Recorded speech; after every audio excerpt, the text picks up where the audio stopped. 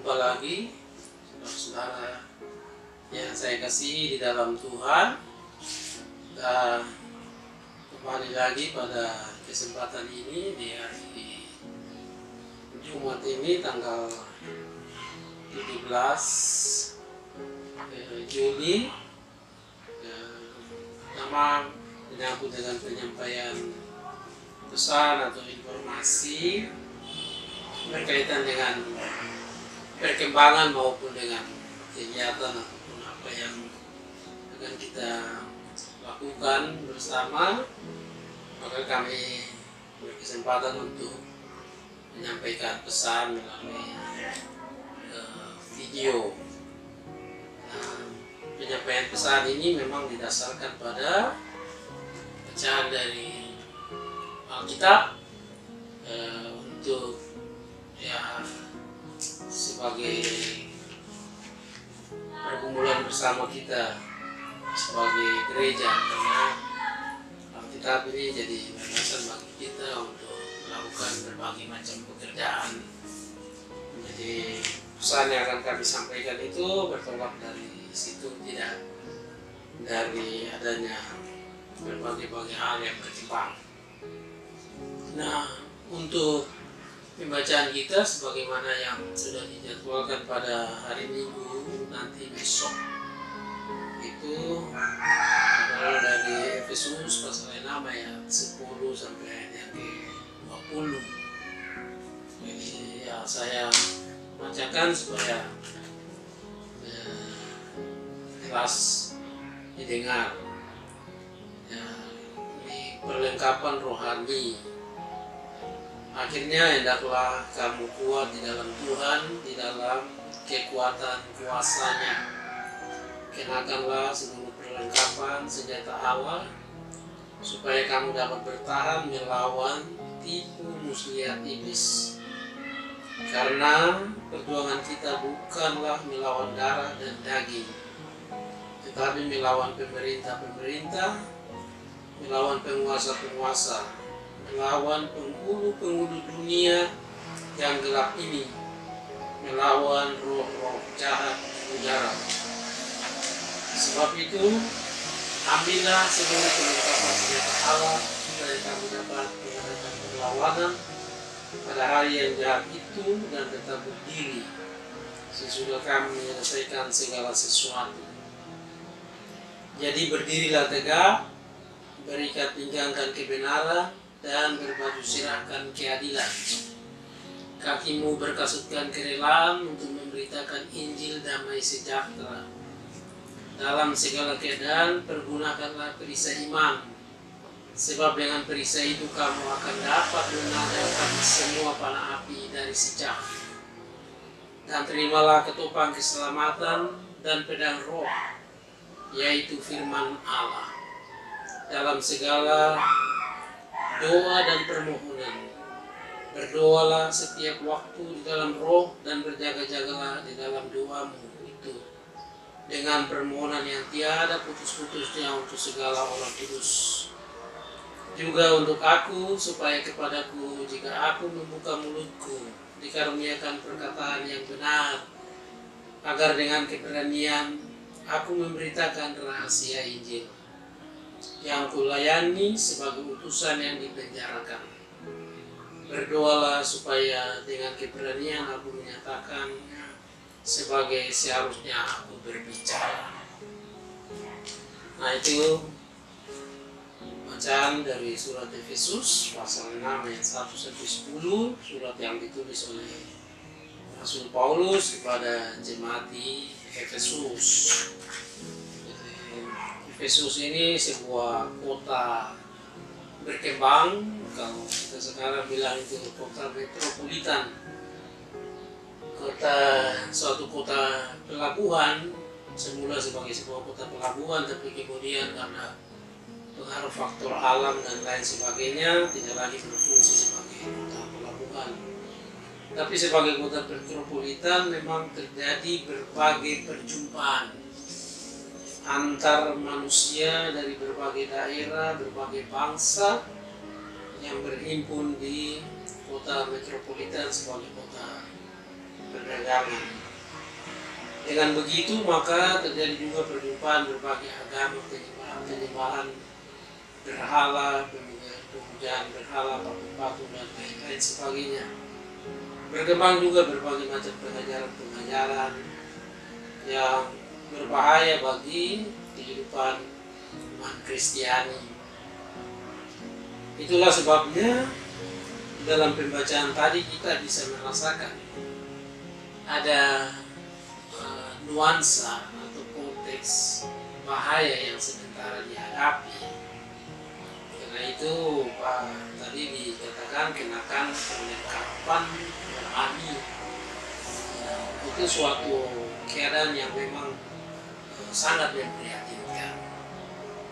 Jika kita bandingkan dengan keadaan kita sekarang, ya walaupun kita ini keadaan yang modern, tapi ruang-ruang perjumpaan itu sudah tidak lagi bisa dibatasi, terutama melalui media online, media sosial, melalui komunikasi dan lain sebagainya. Mobilitas orang dari satu tempat ke tempat lain, kemudian situasi transportasi yang berkembang sedemikian besar, kuat hebat. Dan itu suatu perkembangan yang tidak bisa dihentikan atau dibatasi. Lalu di tengah-tengah perkembangan seperti itulah ketika terjadi penyebaran virus yang kemudian menjadi pandemi secara global di seluruh dunia, pandemi COVID-19, maka baru kita menyadari bahwa ternyata hubungan yang tanpa sekat, mobilitas yang tinggi, transportasi yang mudah dijangkau dengan aktivitas ekonomi, politik, dan lain sebagainya itu menjadi ruang di mana bahaya itu menyebar di mana-mana, pandemi COVID-19.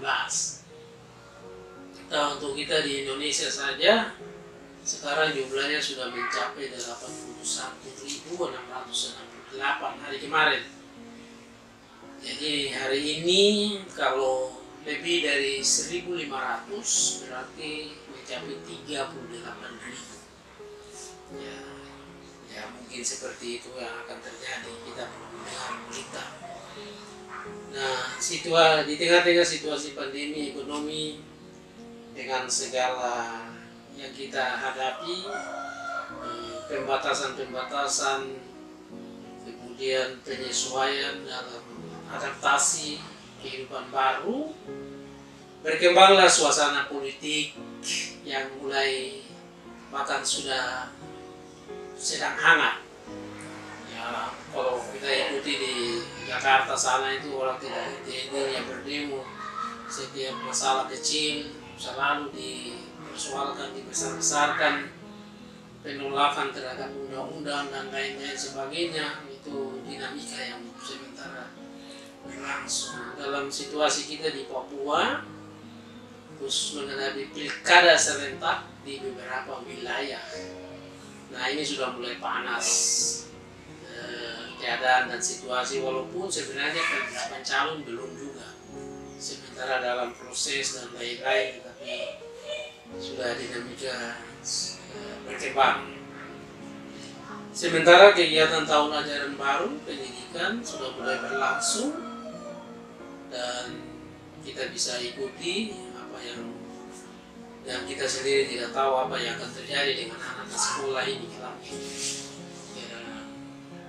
Dengan situasi seperti ini, karena kalau orang besar tidak bisa maklumi, tapi kalau anak-anak ya seperti apa ya kita nanti lihat.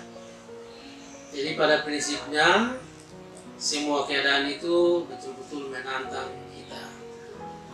Lalu belum lagi dengan media sosial yang tidak bisa dibatasi ini, di mana dalam kehidupan beragama ini yang berkembang ini adalah dialog, bukan lagi dialog tapi perdebatan di medsos antara para pendebat agama, ya baik yang nuansanya Muslim maupun Nasrani, begitu Ya, ini sudah tidak menunjukkan kepada hal yang sehat.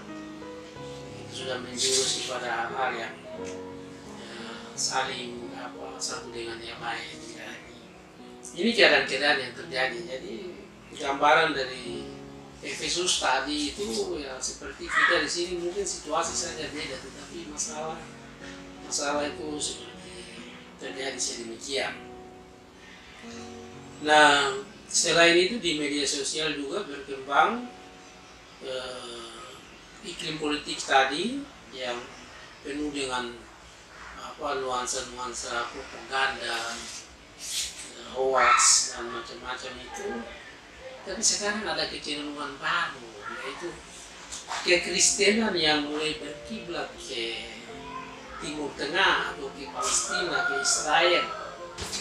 Yang mengherankan saudara-saudara bahwa orang Israel itu umumnya tidak percaya pada Kristus. Mereka di sejarah masa lalu itulah yang menyalibkan Kristus. Tapi kita di sini di zaman ini malah kembali lagi kepada Israel. Padahal dari Israel lah Injil itu mulai dari Yerusalem, Yudea, Samaria, dan sekarang sudah sampai ke ujung bumi. Begitu. Kalau kita kembali ke sana, ke Israel, ya sekedar untuk berwisata saja. Tapi kita tidak fokus lagi atau kembali lagi kepada Israel perjanjian lama, karena fokus kita itu adalah pada penyebaran Injil yang berasal dari sana ke seluruh dunia. Jadi ini ada terjadi di media sosial seperti ini seperti semacam terjadi hubungan yang kurang disconnect antara bagaimana memahami Injil yang berkembang dari sana ke sini, tapi kita justru kembali ke sana. Nah, kita belajar dari Rasul Paulus bahwa dia sendiri menolak keyahudiannya itu, latar belakang keisraelannya itu, karena dia berpegang pada Injil. Karena itu kita tidak heran kalau dia bilang bahwa bagiku hidup adalah Kristus dan mati itu adalah suatu keuntungan. Bahwa Injil itu adalah kekuatan Allah yang menyelamatkan setiap orang yang percaya pada Kristus. Jadi orientasi kita bukan pada Israel, tapi pada Injil. Begitu. Nah, ini yang hal seperti ini yang nanti membuat kita jadi kurang harmoni di dalam hubungan-hubungan, perjumpaan agama khususnya di Indonesia. Ya, itu suatu hal yang perlu kita sadari, kita waspadai juga bahwa kehidupan kita berbangsa dan bernegara ini adalah menjalin persatuan dan kesatuan bangsa Indonesia. Nah, saudara-saudara, terlepas dari berbagai masalah itu, kita masuk ke dalam bagian pembacaan kita tadi. Secara ringkas dapat dikatakan bahwa bacaan kita tadi itu adalah suatu peringatan, tapi juga adalah suatu anjuran dan perintah rasuli atau perintah imannya bagi orang-orang percaya dalam menghadapi situasi perkembangan yang dapat menggoncangkan dan menggoyahkan iman dan percaya mereka. Karena itu dalam bacaan tadi dari awal itu ada dua ungkapan yang diulang berturut-turut, yaitu kenakanlah perlengkapan senjata Allah pada ayat yang ke-11, lalu ayat yang ke-13 itu diulangi lagi, ambillah seluruh perlengkapan senjata Allah. Jadi dia hendaklah kamu kuat di dalam Tuhan, di dalam kekuatan kuasanya, dengan mengambil perlengkapan senjata Allah. Perlengkapan ini banyak ya di dalam perjanjian lama itu. Kalau bilang perlengkapan itu ya perlengkapan bait suci, perlengkapan untuk imam besar, dan berbagai macam perlengkapan. Terus di dalam dunia perang itu perlengkapan ini adalah alat-alat perang yang seperti diungkapkan di dalam situ, gambaran-gambaran itu gunakan ketupat keselamatan, pedang dan lain sebagainya. Namun di sini kenakan perlengkapan senjata Allah atau perlengkapan Allah ini yang dimaksudkan di situ adalah pertama itu soal kebenaran, kedua itu keadilan, ketiga kerelaan, keempat iman, dan kelima itu firman Allah. Jadi di dalam situasi seperti apapun itu berpegang pada kebenaran. Jadi kebenaran itu bukan menurut saya, menurut Anda atau siapa-siapa, tapi kebenaran itu adalah kebenaran Tuhan.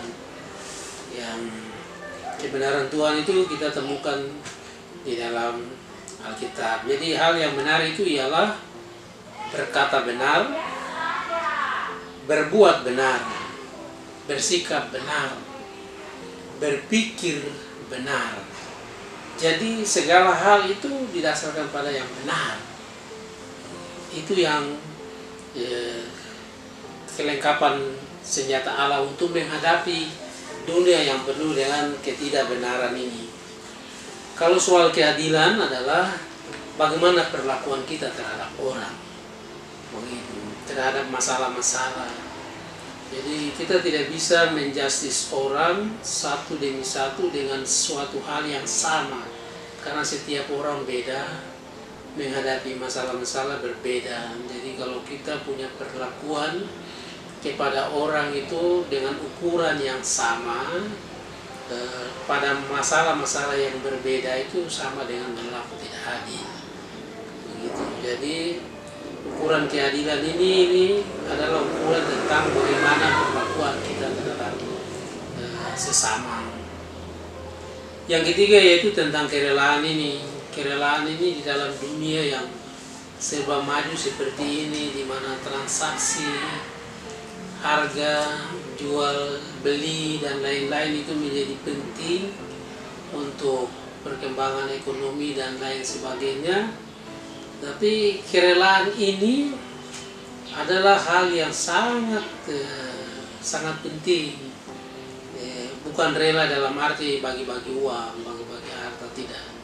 Rela di dalam hal berbuat yang baik, rela di dalam hal berbuat yang benar, rela di dalam hal berbuat yang adil.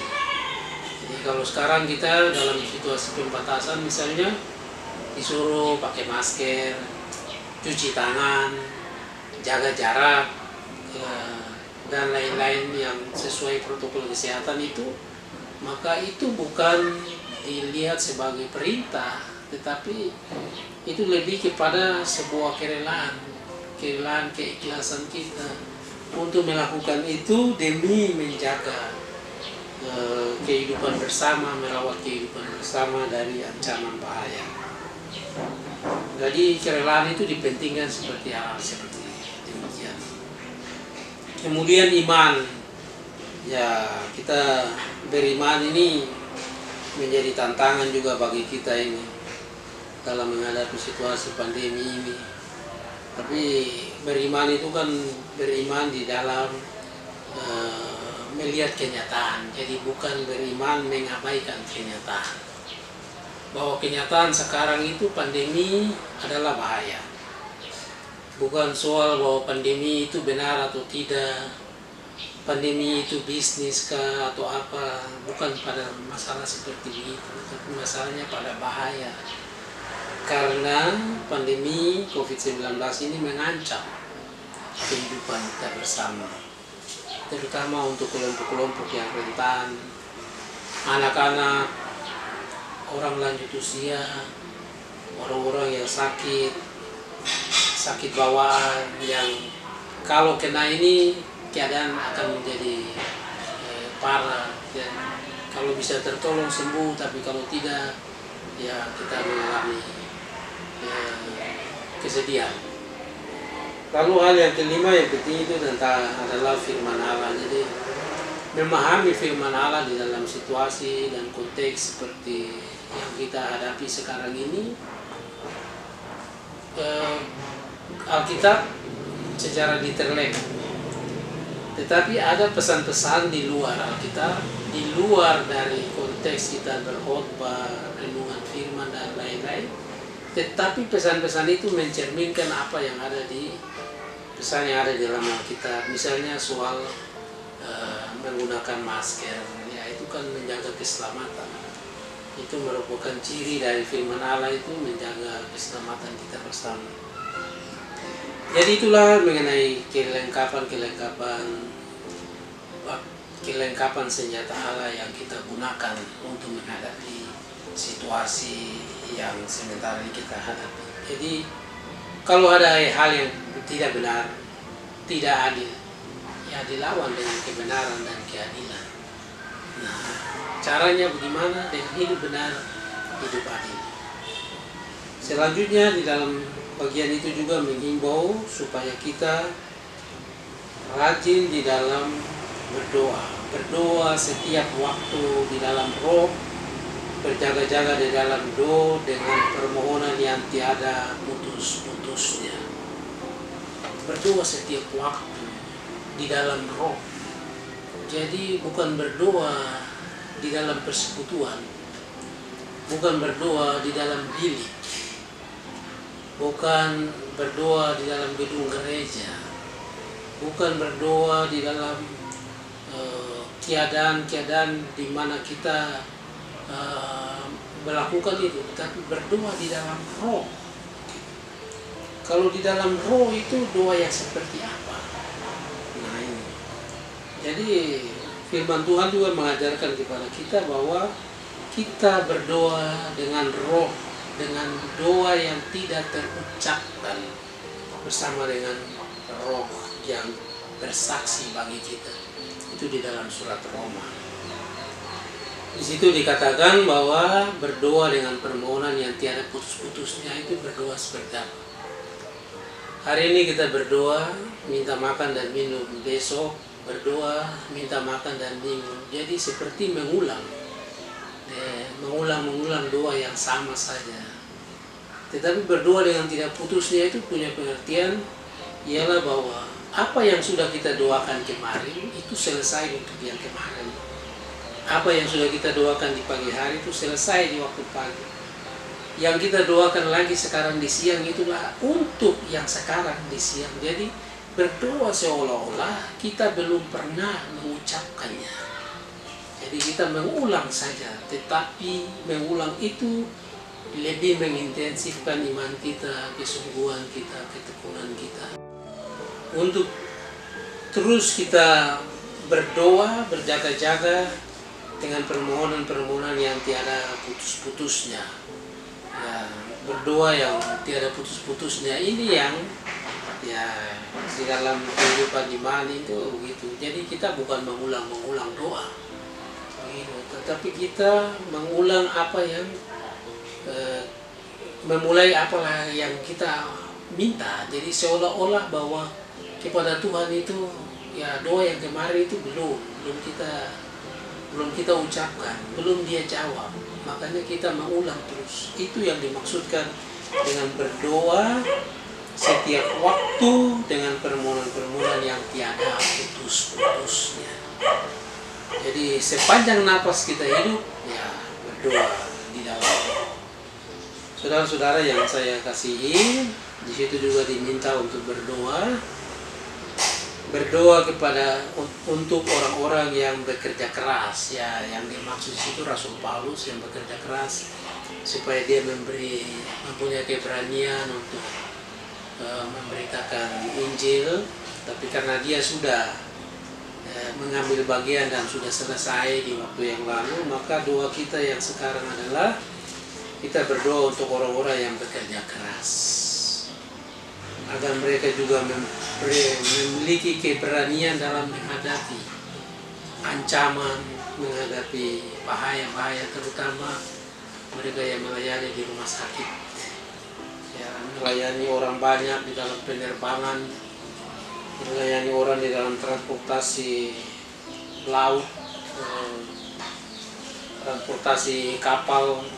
Berdoa bagi mereka yang bekerja keras untuk transportasi darat, mobil dan kendaraan dan seterusnya. Jadi berdoa untuk itu, berdoa untuk aparat keamanan, yang selalu berjaga-jaga, tapi juga menghadapi kekerasan akibat misalnya demonstrasi, pemberontakan bersenjata, dan lain-lain sebagainya. Jadi kita diminta untuk berdoa itu. Berdoa untuk orang-orang yang bekerja keras di antara kita.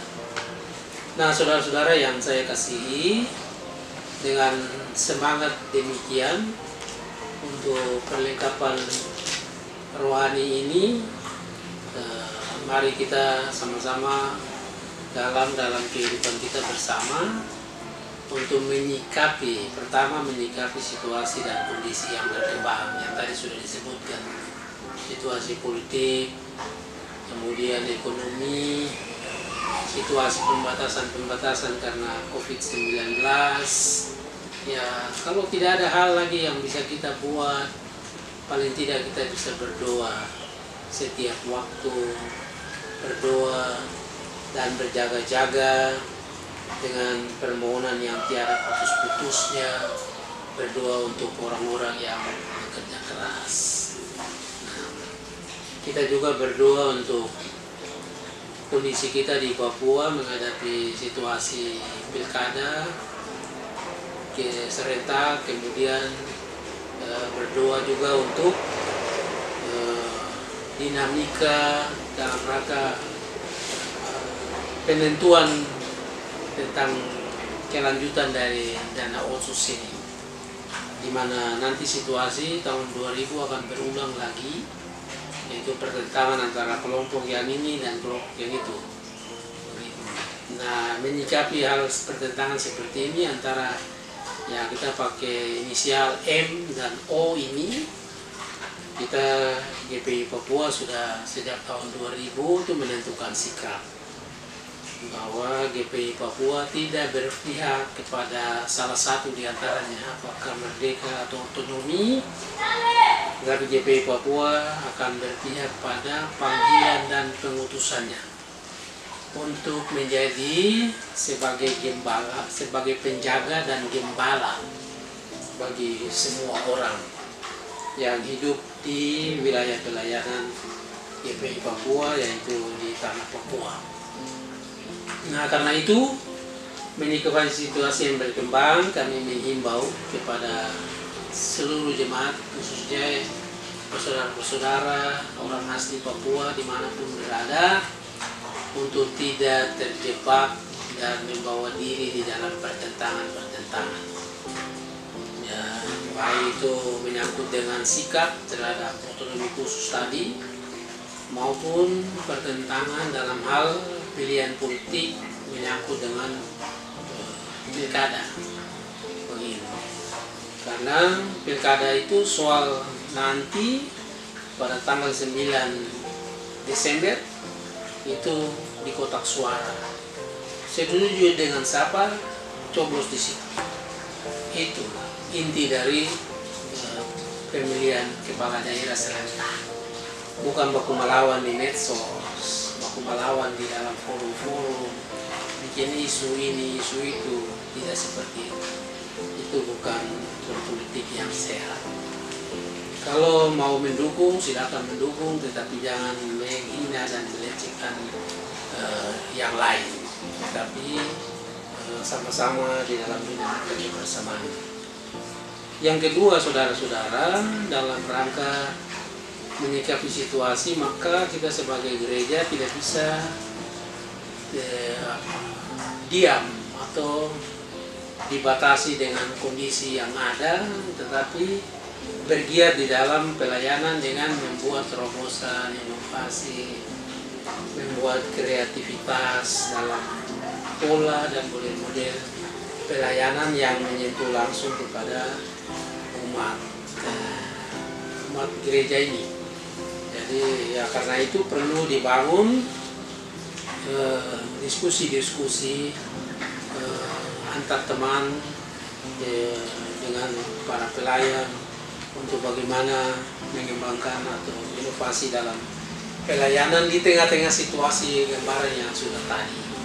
Jadi supaya kita punya giat doa, giat berjaga-jaga, itu kita bisa imbangi juga dengan kita pelayanan. Jadi pelayanan kita kan sekarang masih pelayanan rumah, ibadah di rumah, karena itu materi-materi pelayanan supaya disiapkan. Sementara untuk yang lain-lain masih mengalami penyesuaian.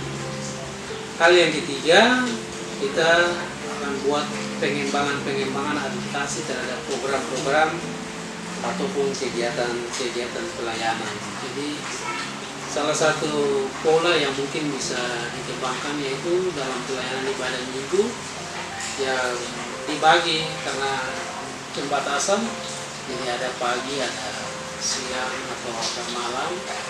Ya, bisa dibuat modifikasi, misalnya yang giliran ini bapak-bapak saja, laki-laki datang sembahyang, nanti mama-mama jam sekian, tapi hari lain ya semua gabung bersama-sama begitu. Jadi atau yang dikhususkan juga untuk pelayanan kepada muda-mudi dan anak remaja. Dalam ibadah minggu seperti biasa, cuma pesertanya yang dihimpun. Jadi dibuat ini di masing-masing jemaat, misalnya seperti untuk pengembangan dan adaptasi dari kegiatan-kegiatan pelayanan yang sudah berjalan. Selain itu juga kita dapat membuat kelompok-kelompok pelayanan, kelompok sel dari wilayah-wilayah sektor setempat atau kelompok-kelompok minat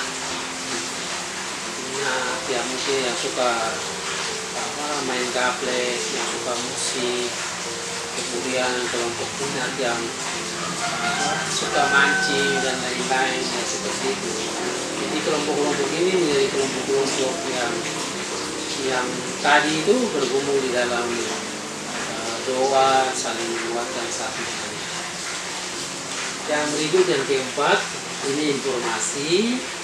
Yang pertama, bahwa Badan Pekerja Sinode sudah mengeluarkan nomor induk pegawai, jadi NIPG pegawai GPI Papua yang baru, yaitu penyesuaian dari yang lama dengan menambahkan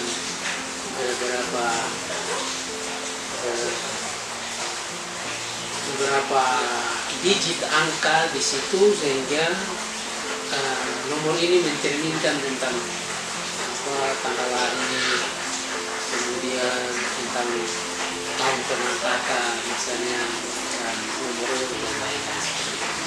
Itu sudah dikeluarkan, jadi nanti yang punya kepentingan nomor induk ini supaya diperiksa kembali daftar yang sudah diberikan, memperbaiki nama, kemudian tanggal lahir. Yang kedua, Badan Pekerja Sinode sudah mengeluarkan dengan kerjasama dengan BRI, yaitu BRIFA, yaitu suatu nomor registrer begitu yang diperuntukkan untuk penyetor menyetor dana ya, ke bank. Jadi kita datang ke bank, misalnya jemaat Papua, jemaat jenis Papua, dengan hanya menyebutkan nomor saja, nanti nomor BRIFA-nya itu nanti di BRI sudah otomatis itu bahwa itu adalah dari jemaat Indonesia. Dengan demikian secara otomatis, secara sistem real time sifatnya, itu bisa terbaca di HP bahwa ada setoran dari jemaat ini pada tanggal sekian, begitu melalui BRIFA masuk ke dalam rekening. Jadi ini mempermudah. Kegunaan dari nomor BRIFA ini adalah kalau Bapak Ibu khususnya para bendahara pergi ke bank, tidak usah mengantri, cukup menyampaikan apa yang mau disetor ke customer service begitu, lalu nanti akan segera dilayani begitu. Jadi kita tidak mengantri di bank, tapi langsung ada pelayanan yang langsung karena kita punya hubungan kerjasama. Jadi ini BRIFA sudah keluar, kita berharap bahwa setiap jemaat dapat menggunakannya dengan baik. Nah, saudara-saudara sekalian, ini beberapa hal yang kami sampaikan, 4 hal yang tadi kami sampaikan inilah itu dalam menyikapi situasi dan kondisi bertolak dari pesan yang sudah disampaikan dalam firman Tuhan tadi. Jadi menghadapi situasi dan kondisi ini ya, banyak tantangan, banyak cobaan, hambatan dan lain-lain, tetapi kita bisa menghadapinya itu dengan sikap iman tadi, yaitu